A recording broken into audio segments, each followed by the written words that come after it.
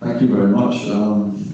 It's very kind of you, Mike, to ring me up last night because before last night I had no idea at all I was attending this conference. I put my abstract in a few weeks back, sort of in a fairly kind of ad hoc sort of way on my phone because my computer had died, which meant it's amazingly difficult to communicate without a computer if you're used to using one. Which of course I hope we will become much better at communicating without computers. Well, that also means I don't have slides to show to you, so I'm just going to talk to you for a while.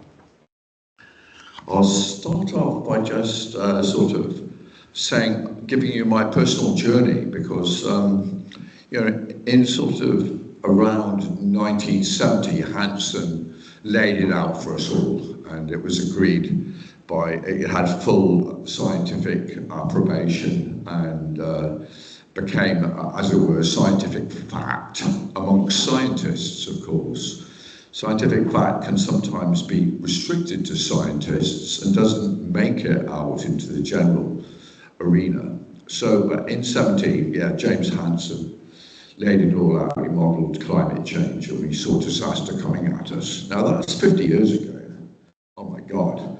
So a strange thing happened then, and I don't know if any of you have read this book. It's called The Merchants of Doubt. If you haven't heard of this book, Orestes and McConway have done a fantastic, it reads like a thriller, so I really want to recommend this book, because if you want to understand the obstacles, the reason why there's been a 50 years delay and we haven't made significant impact on our climate change, then you need to read this book and find out how money was used by very greedy people who could happily contemplate the destruction of our planet was making a lot of money. This is one of the main obstacles. So we're looking at all the different obstacles to our progress.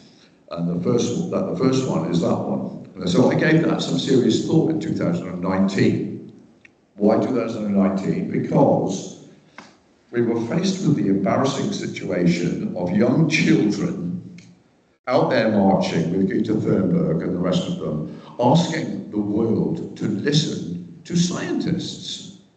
This is a very, very strange thing. We've got to have a 13-year-old girl asking the people of this planet to listen to the people that they have appointed to do scientific research, to find out what is true and what is not true in the world. And there's only 13-year-old children, a lot of children, asking us to pay some attention to the outcomes of the COP conferences and all the rest of it, and the ICCC and so forth. So that hit me, and I realised I'd been kind of asleep climate-wise since the 70s. In the 70s, there was actually quite a lot of conscious action on this subject, but then they all went to sleep because they'd successfully, shall we say, sold, because it's called The Merchants of Doubt, sold the idea that it wasn't sure, that it wasn't certain. That was enough. That was enough to deal the death blow to science. They didn't have to prove it wrong. This is where we really have to get our heads around this. They just proved it uncertain. And that was enough of an excuse, if you like, for everybody to fall asleep and just carry on drifting. So I woke up at this point, at that point, and I can tell you, we're talking here about science, and we're talking with a lot of jargon and technicality, and I appreciate that. I enjoy jargon as much as the next person. I really do. I mean, I would like to introduce you to a word you probably haven't come across while we're talking about jargon, and that is neoteny. Put that in your dictionary. It's about maintaining a childlike perspective in the adult mind. Now, it has been claimed that scientists and artists share this ability, because it can be seen as a disadvantage or it can be seen as an ability. this idea of keeping a childlike perspective. So I just throw that little bit of jargon at you. But really, when it comes to jargon, I came to the conclusion after studying the ways in which the everyday people of the world have been conned by the wealthy people, that what was necessary was to go right down to the everyday, or up, depending on how you like to see it, to the level of the everyday people and work with them in a small way in Newcastle. So first of all, I'm just going to outline the things that I've sort of done. Right. First of all, we set up a charity called Planet Action Street Arts, and the idea there was to bring art, humour, games, and all those sort of elements to help support the transmission of science. Now, I was speaking to a scientist actually just up the road, who I'd invited to Newcastle University to give a talk, called David Goulson. And he's a bumblebee expert, the top expert probably in Britain for bumblebees, and he studies teaches, he's a professor at Bristol. And I was walking down the road and I said, David, why is it that scientists are so bad at communicating to everyday people the science that everyday people need to know? And he said to me, Paul, you've got that wrong. It's not the fault of the scientists. They've done their scientific research. It's all very well and good. It's up to other people to find a way of getting that science across. It's not up to the scientists. Don't expect scientists to be excellent communicators to everyday people. It's a futile thing. Okay, so I thought, well, that put me in my place. Because I was thinking it was a failure of science, but of course it's not a failure of science. But fortunately, there are quite a few scientists around who are very good communicators to everyday people, as well as being able to communicate to scientists. So I started looking around for those. I arranged a few talks in the university of scientists who had this gift, and you knew they had the gift because they'd written excellent books that were widely read by the general population, not just by the scientific community. See, I'd got to a point of view where I thought the politicians are stitched up with money. So that's a bit of a closed door, really. Where are we going to go from here? And I thought, well, what we need actually is everyday people. So I've been working very hard with everyday people, in working specifically around the insect crisis. I chose the insect crisis because of my personal qualification, personal interest and qualifications, and I think the last speaker made that point very, very well when he said, find your own skills and work with those. Don't try to do something you can't do.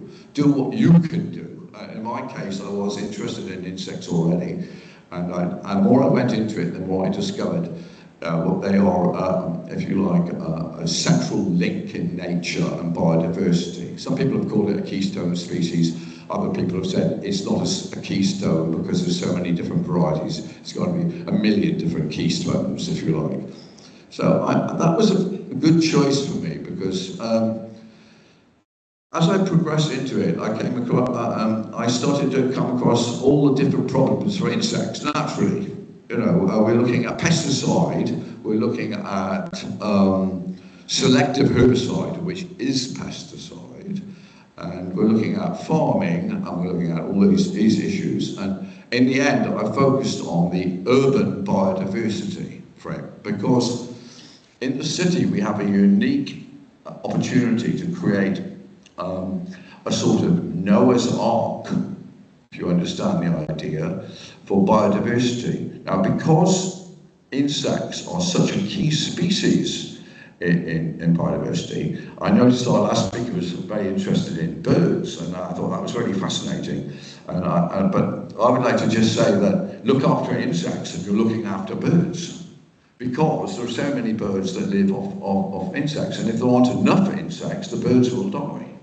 And at the moment, we're looking at it's possibly but it's very difficult to estimate the exact numbers of, or proportion of insects on the planet that have gone, but we could be looking at 85% loss, which is huge, and also the number of species.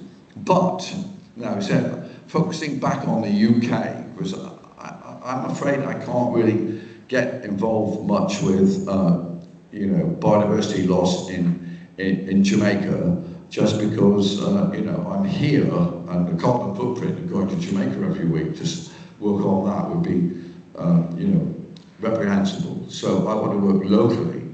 The thing about like saving insects in cities that makes so much sense is that the process of persuasion, the process of collaboration, the process of co-creation that we're talking here in general in this conference is much easier in a city than it is, say, in the countryside.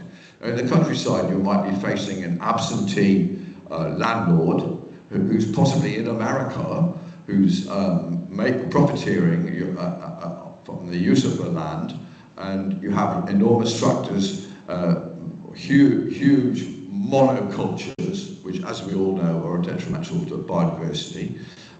Tons of pesticide which is being continuously poured on, and more every year as it stops to work and as it starts to create immunity, because that is one of the things with these pesticides. They create immunity. They create immunity to the target, not necessarily to other products, to other creatures, I mean. Sorry about that. Yeah. So one of the things recently that is a recent development in my thinking, I think it's become pretty widespread since 2017, is that, or it really sort of lifted off in 2017, was the awareness of the planetary personal interlock when it comes to health. So if you're looking at, if I had to make a quick picture on the screen, what I would do is put two big circles. One would be planet health, and one would be human health and human individual health. And I would overlap the two, and you would find a big area in the middle where both are the same, where planet health is individual human health, and where individual human health is planet health.